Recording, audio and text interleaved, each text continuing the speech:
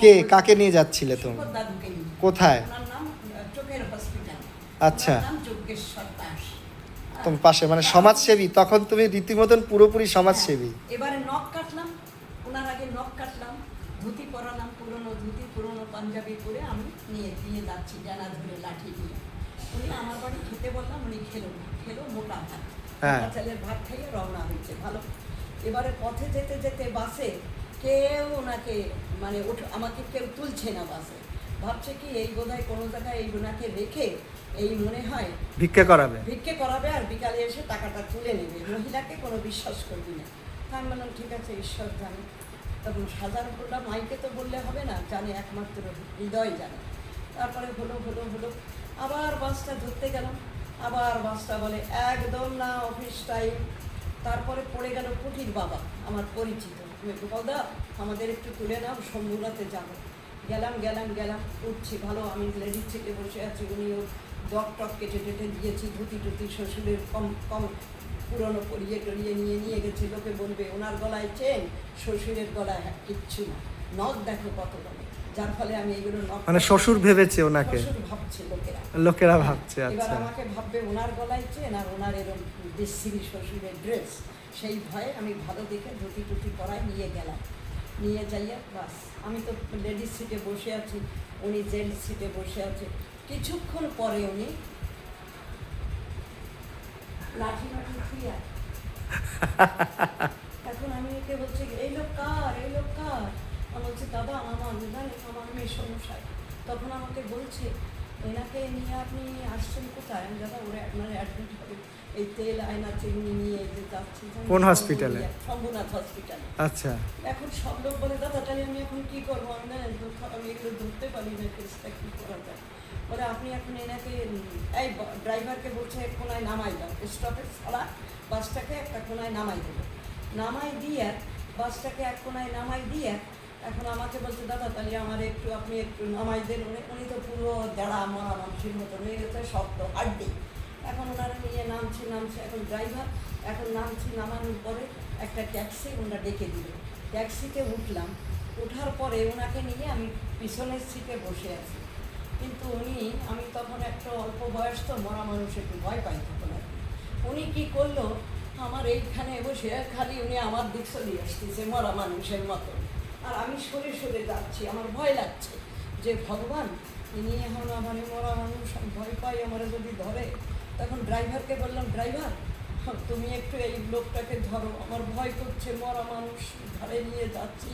বলে বাহ আমি কি করে রাখবো, গাড়িটা চালাবে কে? দিদি আপনি তো গাড়ি চালান না। এখন ড্রাইভার বাঁ হাত দিয়ে গাড়ি চালাচ্ছে আর লাল একটা ন্যাকড়া এই জানলা দিয়ে ঘুরোচ্ছে, ইমার্জেন্সি দেখাচ্ছে। ট্যাক্সি ফুল স্পিডে কানাকি স্ট্রিট থেকে ওই পার্কার হইয়া মনে হয় শম্ভুনাথে চলে গেল।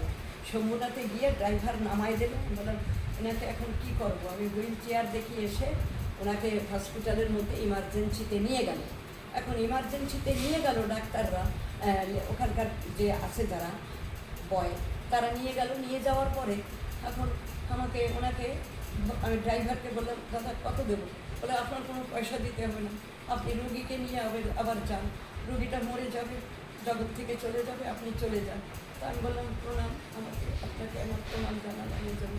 তারপর আমি নিয়ে যাইয়া ওনাকে ইমার্জেন্সিতে ডাক্তার দেখাচ্ছি।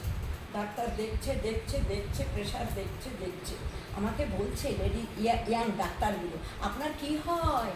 আমি বললাম আমার কিছু হয় না স্যার, আমার পাশের বাড়ি, আমার নিশ্চয়ই জমি জমা আছে, আপনি তানারে তো আনতে পারেন না, ওনার কোনো সম্পত্তি আপনি দেখেছেন। আমি তখন ভাবলাম না, এ তো বেয়াদব, এ তো সোজা করতে হবে ডাক্তারগুলো। এই অল্প বয়সী ডাক্তার তো বেশি সুবিধার হয় না, হ্যাঁ? অল্প বয়সী ডাক্তার থেকে দূরে থাকুন, আর বৃদ্ধ নাপিত থেকে দূরে থাকুন। এটা মনীষীরা বলেছে আমেরিকা। ধানাই পানাই ডাক্তার, অল্প বয়স ডাক্তার। বলছে কি আপনার কি হয়? আমি বললাম স্যার আমার তো পাশের বাড়ি, জানেন স্যার। কেন নিয়ে এসছেন? বলে কোনো জমি জমা আছে? তো আমি বললাম না স্যার, এখন তো দেখছি বাংলায় বললে হবে না, বেয়াদব তো অত্যধিক বেত্তমেশ ডাক্তারগুলো। আমি তখন বললাম কি না স্যার, হিউম্যানিটেরিয়ান গ্রাউন্ডে নিয়ে এসেছি। ডাক্তার ভাবছে কি বউরে মাইরি, তো শালা আবার ইংরেজিতে কথা বলছে। তখন বলে ডাক্তার, আচ্ছা আচ্ছা ঠিক আছে, একটা মরফিয়া দিয়েছি, রোগী তো ঘুমিয়ে পড়েছে, মরফিয়া দিয়েছে। নিয়ে গেছে ভালো কিছুক্ষণ পরে।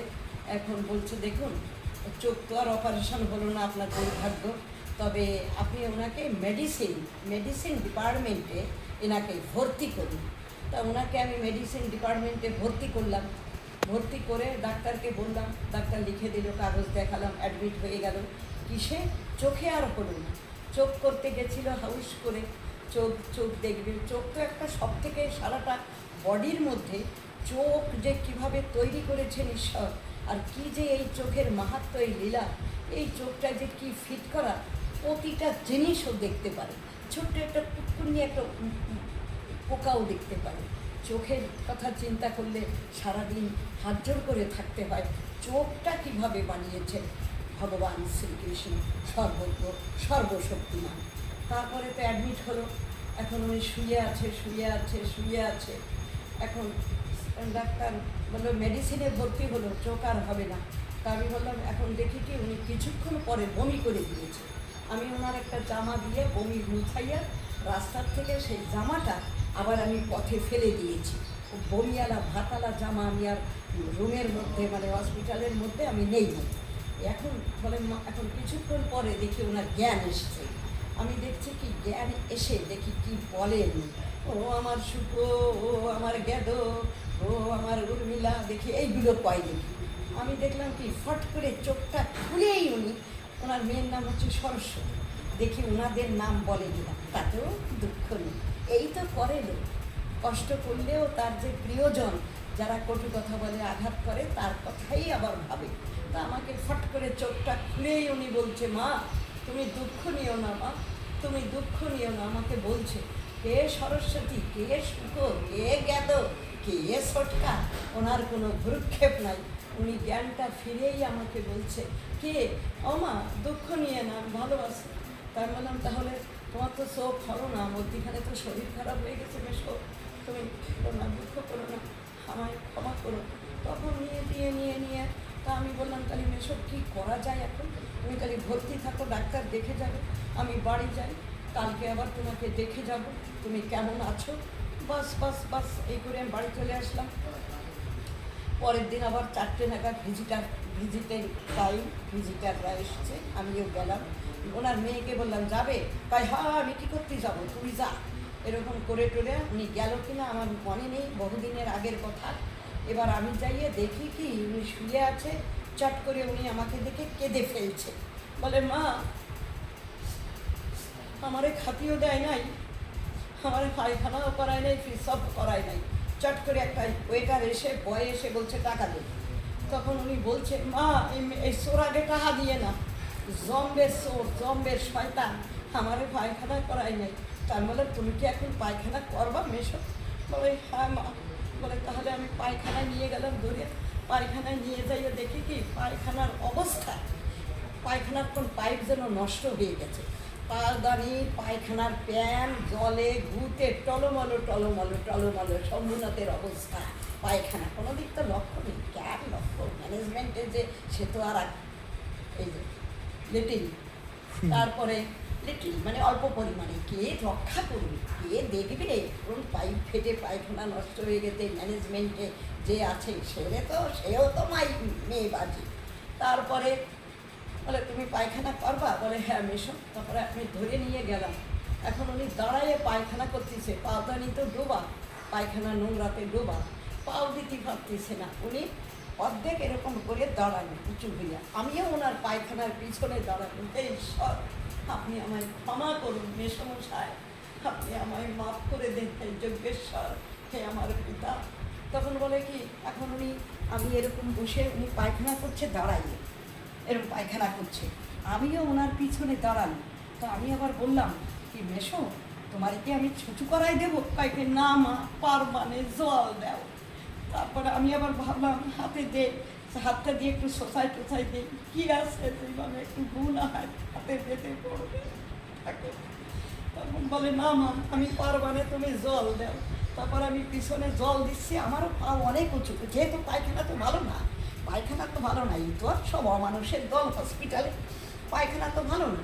এখন আমি একটু উঁচু করে দাঁড়ানো, আমি আবার একটু ওনার পিছনে জল ঢেলে দিলাম, উনি ছুঁচু করলো, দেখলাম বাঁ হাত দিয়ে ছুঁচু করে আমি আর একটু তুলে শাড়ি আমি আবার নিয়ে গেলাম, ওনারে নিয়ে যাই না, আবার নিয়ে গেলাম, নিয়ে রুমে শোয়াই দিলাম, এসো কালকে ছুটি করে নিয়ে যাবো, ভালো হয়ে গেছে, চোখ তো আরও হলো না, আমি বাড়ি নিয়ে যাবো, ট্যাক্সি করে নিয়ে যাবো বাড়িতে। আমি তোমায় পারিনি আমি রক্ষা করতে, এতদিন পরে একটা ডেট হয়েছিল চোখের, কিন্তু অমানুষদের জন্যে আমি পেরে উঠিনি। তারপরে নিয়ে যাওয়ার পরে পরের দিন আমি বাড়িতে ওনারে যাইয়ে ছুটি করে নিয়ে আসি, ওনাকে পরের দিন বাড়িতে ট্যাক্সি করে ছুটি করে নিয়ে বাড়ি আসি। বাড়িতে এসে বলে আমাকে, মা আমি তোমাকে আমার এই প্লট লিখে দেব। আমি বললাম, তুমি আমার এই প্লট লিখে দেবা কেন? আমার তো ওই মাঠে জমি আছে, ওই পুলিশ যেখানে থাকে ওই পুলিশদের ওখানে আমার জমি আছে, বনগা আমার জমি আছে, এই যে আমার বাড়ি, বাংলাদেশে আমরা জমি ফেলাই থুয়ে আইছি, তোমার এই 2.5 কাঠা প্লট দিয়ে আমি কী করবো? বেশি কেন তুমি আমাকে দেবে? আছে সুখ আছে কেন, ওরা থাকবে সেখানে। বাস এরপরে আর তো চোখ অপারেশন হলো না, চোখে দেখে না, খাবি জাবি খেলে ফেলে দেয়, নুনের খুঁটিতে জলের খুঁটিতে ফেলে দেয়, চোখ রাস্তা ভুলে চলে যায়, পানি নিয়ে আমি চোখ দান করতে আমি পানি নিয়ে সেদিন না।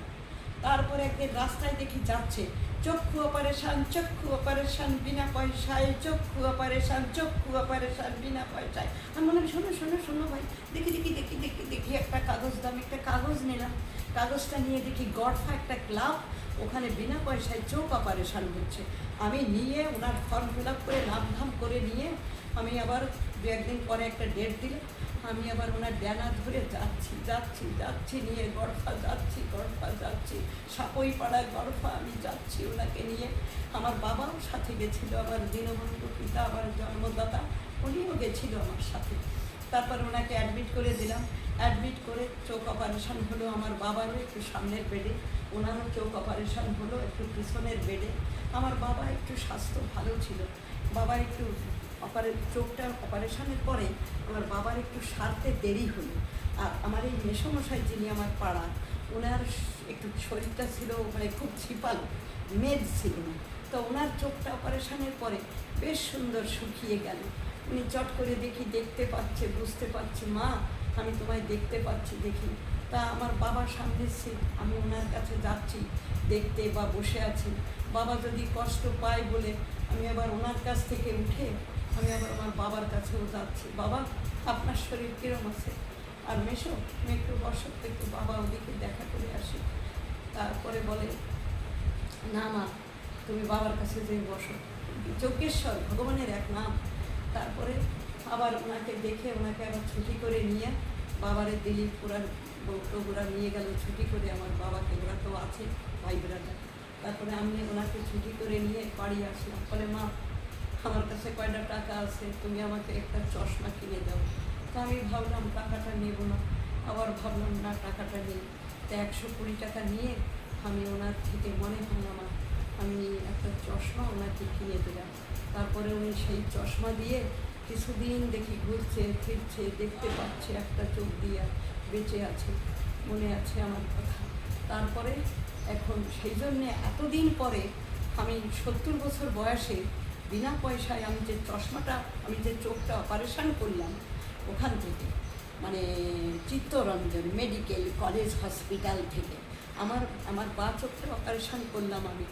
এমনই আশীর্বাদ, আর ওনার নাম ছিল যজ্ঞেশ্বর, এমনই আশীর্বাদ আমার ঈশ্বরের প্রতি। ওই চোখটা নিয়ে ওনার জন্য যে চেষ্টা আমি করেছিলাম, আজ আমার বিনা পয়সায় সেই চোখটা অপারেশন করেছি। ডাক্তার আমার এত ভালো অপারেশন করেছে যে আজ আমার চশমা লাগে না, আমি সব দেখতে পারি, পড়তে পারি। আগে পোকা ঝোঁকা শাকের মধ্যে আমি খেয়ে ফেলতাম, ভাবলাম পোকাই খেতে হবে জীবনে, শাকের মধ্যে ভাবলাম আজ আমি শাক বাঁচতে পারি, পোকামাকড় ফেলে দিতে পারি, পরিষ্কার দেখতে পারি, চশমা লাগে না। চোখে দেখি, সবাই বলে চশমা পরো না কেন, তোমাকে তো দেখতে ভালো লাগে না।